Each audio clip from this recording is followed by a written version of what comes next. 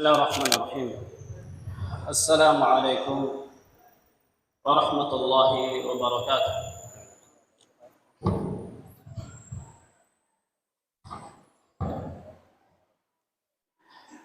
إن الحمد لله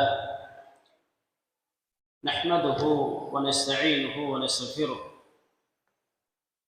ونعوذ به من شرور أنفسنا ومن سيئات أعمالنا.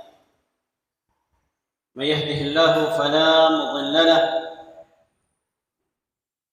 ومن يضلل فلا هادي له. أشهد أن لا إله إلا الله وحده لا شريك له إقرارا به وتوحيدا، وأشهد أن محمدا عبده ورسوله لا نبي بعده صلى الله عليه وعلى آله وأصحابه ومن تبعهم بإحسان إلى يوم الدين. أما بعد، معاشر الإخوة الكرام والحاضرين رحمني الله وإياكم جميعا. Alhamdulillah,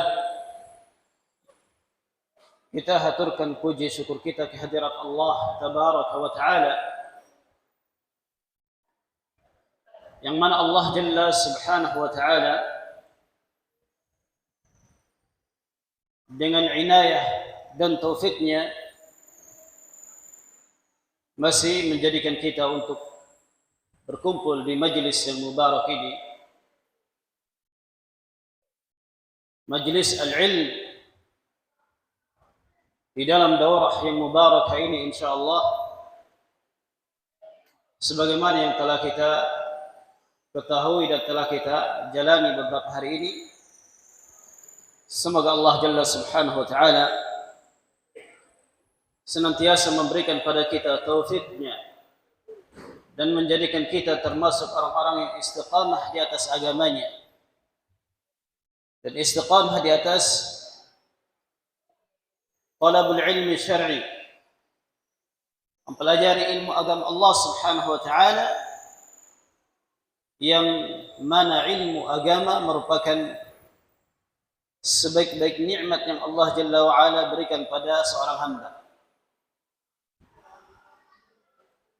Di dalam kesempatan yang berbahagia ini, sebagaimana yang telah disebutkan di dalam pengumuman tadi, bahwa Syekhuna Nu'man hafizahullah ta'ala lagi dalam waktu rehat atau istirahat, maka untuk memanfaatkan waktu yang berbahagia ini, kita akan menyampaikan sebuah tausiah singkat yang sesudahnya insyaallah akan dilanjutkan oleh Syekh Nu'man hafizahullah ta'ala. Di dalam hal ini, ma'asyiral muslimin wal muslimat rahimani Allah wa iyyakum jami'an, bahwa tentunya saling berbagi nasihat termasuk di antara perkara yang sangat penting di dalam agama Allah Subhanahu wa Ta'ala. Tentunya tidak samar bagi kita semua apa yang telah disebutkan oleh baginda Rasulullah sallallahu alaihi wasallam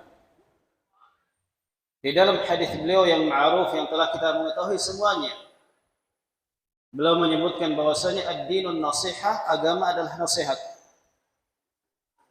Sehingga menunjukkan pada kita pentingnya untuk senantiasa di antara kita kaum muslimin secara khusus dan secara umum kepada seluruh umat manusia untuk senantiasa berbagi nasihat, sebab di dalam nasihat tersebut terdapat kebaikan. Karena di dalam nasihat tersebut terdapat sesuatu yang memperbaiki apa yang telah rusak. Sehingga di antara pokok dan pilar dari agama Allah Subhanahu wa Ta'ala yang mulia ini, bahwa agama Allah Jalla wa Ala dibangun di atas an-nasihah, saling memberikan nasihat. Maka ilmu-ilmu yang disampaikan oleh para guru kita, masyayikh kita atau ustaz-ustaz kita dari muhadharah dan kajian-kajian yang disampaikan oleh mereka itu termasuk di antara bab berbagi nasihat. Dan ini yang Allah Jalla Subhanahu wa taala sebutkan di dalam surah Al-Asr seperti mana yang telah kita ketahui bersama. Allah Jalla wa Ala berfirman, "Wal 'asri innal insana lafi khusr illa alladhina amanu wa 'amilus salihati wa tawasaw bil haqqi wa tawasaw bis sabr." Allah Jalla Subhanahu wa taala berfirman, demi masa kata Allah Jalla wa Ala, sesungguhnya manusia ini benar-benar berada dalam kerugian kecuali orang-orang yang beriman kepada Allah Jalla wa Ala, beramal saleh dan saling berwasiat, saling memberikan petua dan nasihat di antara mereka dengan wasiat kebenaran dan kesabaran. Ayat ini menunjukkan pada kita akan pentingnya nasihat di dalam agama Allah Jalla Subhanahu wa taala. Pentingnya saling berbagi nasihat di tengah-tengah kita kaum muslimin. Sehingga bila mana seseorang itu bengkok, maka dengan nasihat terkadang dia menjadi lurus, dan tentunya itu yang diinginkan di dalam agama Allah Jalla Subhanahu wa taala. Bahkan Rasulullah sallallahu alaihi wasallam menyebutkan tentang hak-hak seorang muslim dari muslim yang lainnya. Di antara yang disebutkan oleh baginda Rasulullah sallallahu alaihi wasallam ialah idza stansahaka fansahhu. Apabila seorang muslim tersebut meminta nasihatmu, maka nasihatilah dia. Ini menunjukkan pada kita ahamiyatun nushi, pentingnya memberikan nasihat, pentingnya memberikan tadhkirah, peringatan, dan pentingnya untuk at-tawasi bil haqqi, saling berwasiat, saling memberikan petuah dan wejangan dengan petuah kebenaran. Sebab dengan kebenaran itulah yang akan menjadi keselamatan seorang hamba di sisi Allah Tabaraka wa Ta'ala. Di dalam tausiah singkat ini tentunya adalah tausiah saling mengingatkan kepada kita, bukan berarti bahwa yang duduk adalah orang yang paling pantas memberikan wasiat daripada yang mendengar. Yang mana alhamdulillah di tengah-tengah kita banyak asatidzah kita yang tentunya mereka lebih pantas untuk memberikan nasihat dan tausiah, memberikan tadhkirah daripada yang sedang duduk memberikan tadhkirah ini. Namun tentunya min bab at-tawasi bil haqqi, saling memberikan wasiat dengan kebenaran. Maka di dalam tausiah yang singkat ini adalah tausiah yang berkaitan dengan kiat-kiat untuk meraih cinta Allah Subhanahu wa taala. Sebagaimana yang telah kita ketahui ma'asyiral muslimin, bahwa cinta yang disebut dengan al-hubbu atau al-mahabbah itu merupakan salah satu sifat dari sifat-sifat Allah Subhanahu wa taala. Sifat Allah Jalla wa Ala dengan sifat yang sesuai dengan keagungan dan kemuliaan Allah Subhanahu wa taala, sifat yang tidak dapat diserupakan dengan sifat makhluk. Meskipun makhluk memiliki sifat cinta, namun tentunya cinta Allah Jalla wa Ala tidaklah sama dengan cinta makhluk ini. Hal ini sebagaimana yang ma'ruf yang telah kita ketahui di dalam kaidah yang disebutkan oleh Allah Jalla wa Ala di dalam menyebutkan dan menetapkan sifat-sifat Allah Subhanahu wa taala. Allah Jalla wa Ala berfirman, "Laisa kamitslihi syai'un wa huwas samiul basir." Tidak ada sesuatu yang serupa dengan Allah Jalla wa Ala. Yani tidak ada sesuatu yang serupa dengan Allah di dalam sifat-sifat ini. Wa huwas samiul basir, dan Allah itu Maha mendengar lagi Maha melihat. Ketika Allah Jalla wa'ala menafikan sesuatu yang serupa dengan Allah Jalla wa'ala, maka Allah menetapkan nama Allah As-Sami' dan Al-Basir yang terkandung di dalamnya sifat Allah Jalla wa'ala, sifat As-Sam' dan Al-Basar, sifat mendengar dan melihat, yang tentunya sifat mendengar dan melihatnya Allah Jalla Jalaluh itu tidaklah sama dengan sifat mendengar dan melihatnya makhluk ini. Maka cinta merupakan di antara salah satu sifat dari sifat-sifat Allah Jalla Subhanahu wa Ta'ala. Hal ini sebagaimana Allah Jalla wa Ala sebutkan dalam Al-Quran Al-Karim. Allah Jalla wa Ala berfirman, "Qul in kuntum tuhibbuna Allah fattabi'uni yuhibbukum Allah wa yaghfir lakum dhunubakum." Kata Allah Subhanahu wa Ta'ala, katakanlah, yakni wahai Muhammad, katakanlah kepada umat manusia, kepada kaum mukminin, jika kalian benar-benar cinta kepada Allah Subhanahu wa Ta'ala, fattabi'uni yuhibbukumullah, maka hendaklah kalian mengikuti aku, yaitu mengikuti Rasulullah sallallahu alaihi wasallam. Niscaya Allah Jalla wa Ala akan mencintai kalian dan mengampuni dosa-dosa kalian. Di dalam ayat yang mulia ini Allah Jalla Subhanahu wa Ta'ala menetapkan sifat mahabbah, sifat cinta Allah Subhanahu wa Ta'ala kepada makhluknya. Yuhibbukumullah. Sungguhnya Allah Subhanahu wa Ta'ala akan mencintai kalian. Juga di antara dalil yang menunjukkan sifat mahabbah Allah Jalla wa Ala ialah apa Allah Subhanahu wa Ta'ala firmankan dalam Al-Quranul Karim, "Inna Allah yuhibbut tawwabin wa yuhibbul mutatahhirin." Sesungguhnya Allah Subhanahu wa Ta'ala mencintai orang-orang yang bertaubat dan mencintai orang-orang yang mensucikan diri mereka. Maka ayat yang mulia ini menunjukkan pada kita akan adanya sifat mahabbah, sifat cinta Allah Subhanahu wa Ta'ala kepada hamba-hambanya, yaitu kepada hamba-hambanya yang tawwabin, yang mereka banyak bertaubat kepada Allah Subhanahu wa Ta'ala, dan mereka yang mutatahhirin, mereka yang mensucikan diri mereka baik secara ma'nawi maupun secara hissi. Suci di dalam hati mereka dari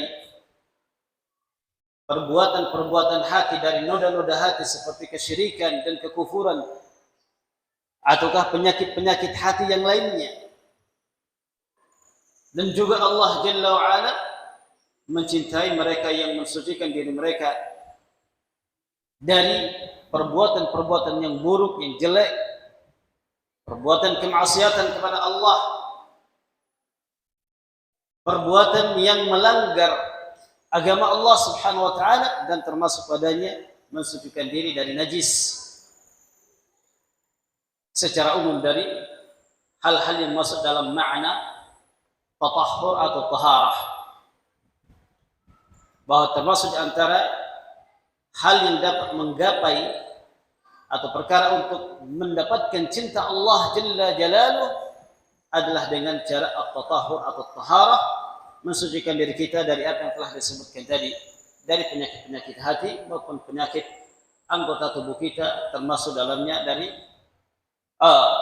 kotoran najis dan semisalnya. Juga di antara dalil yang menunjukkan adanya sifat mahabbah, sifat cinta dari Allah Jalla wa Ala kepada hambanya adalah apa yang diriwayatkan oleh Al-Imam Al-Bukhari dan Muslim dari hadis Abu Hurairah radhiyallahu taala anhu, di mana Nabi sallallahu alaihi wasallam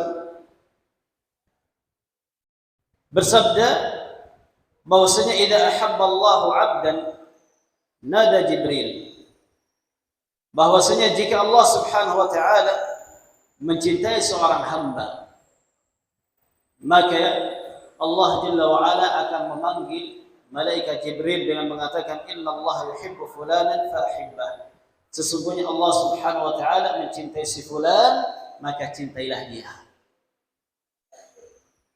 fayuhibbuhu Jibril, lalu Jibril pun mencintai orang tersebut. Fayunadi Jibril fi ahli sama, lalu malaikat Jibril alaihi salam pun menyeru kepada penduduk langit dengan mengatakan innallaha yuhibbu fulanan fahibbuh, sesungguhnya Allah mencintai si fulan maka cintailah dia. Hadis ini menunjukkan pada kita akan adanya sifat mahabbah, sifat cinta dari Allah Jalla Subhanahu wa taala kepada hamba ini. Dan hadis-hadis yang lain yang banyak yang datang dari Nabi sallallahu alaihi wasallam yang menyebutkan tentang sifat mahabbah, sifat cinta dari Allah Subhanahu wa taala kepada hambanya ini. Lalu apa yang menjadi kiat-kiat agar kita mendapatkan cinta dari Allah Subhanahu wa taala? Tentunya ma'asyiral muslimin ibadallah, tidaklah dari seorang hamba melainkan dia mengharapkan untuk mendapatkan cinta Allah Subhanahu wa taala. Dengan mendapatkan cinta Allah, maka Allah Jalla Subhanahu wa taala akan mengampuni dia, dan Allah Jalla wa ala akan memasukkan dia tentunya ke dalam jannah, ke dalam surga Allah Subhanahu wa taala. Sehingga apa sih kiat bagi kita untuk mendapatkan dan meraih cinta Allah Subhanahu wa taala? Dalam hal ini bahwa mencintai atau kiat untuk mendapatkan cinta Allah Jalla wa ala telah datang. Kiat-kiat tersebut disebutkan di dalam Al-Quran Al-Karim maupun di dalam sunnah baginda Rasulullah sallallahu alaihi wa ala alihi wasallam. Di antara kiat atau sebab-sebab untuk meraih cinta Allah Jalla Jalaluh ialah sikap al-ittiba', sikap untuk mengikuti Rasulullah sallallahu alaihi wasallam dan mengikuti apa yang datang dari Allah Jalla Subhanahu wa taala. Ada ittiba', apa yang Allah Jalla wa ala perintahkan kita ikuti,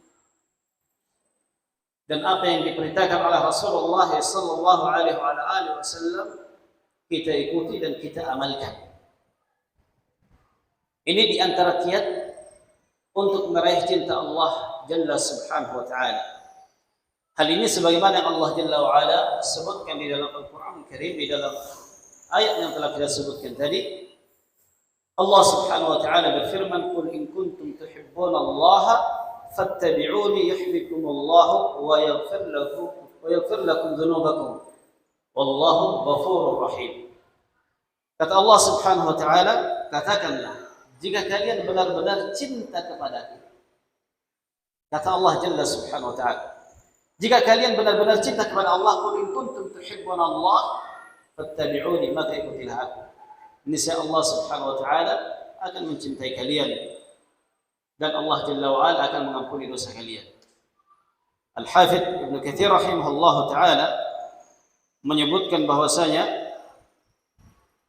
ayat ini merupakan ayat yang menjadi pemutus di dalam hal pengakuan seorang hamba di dalam mencintai Allah Jalla wa ala, bahwa mencintai Allah itu hendaklah melalui tariqah, jalan sunnah Nabi sallallahu alaihi wasallam, yaitu dengan mengamalkan sunnah Nabi alaihi salatu wasallam. Inilah termasuk di antara bentuk cara meraih cinta Allah Subhanahu wa taala. Alhamdulillah, barakallahu fikum. Syekhuna sudah hadir. Barangkali kita cukup sampai sini. Semoga apa yang kita sampaikan ini memberikan manfaat pada kita semua. Naktafi bihadzal qadar. Barakallahu fikum wa akhiru da'wana alhamdulillahirabbil alamin. Tafaddalu hafizakumullah.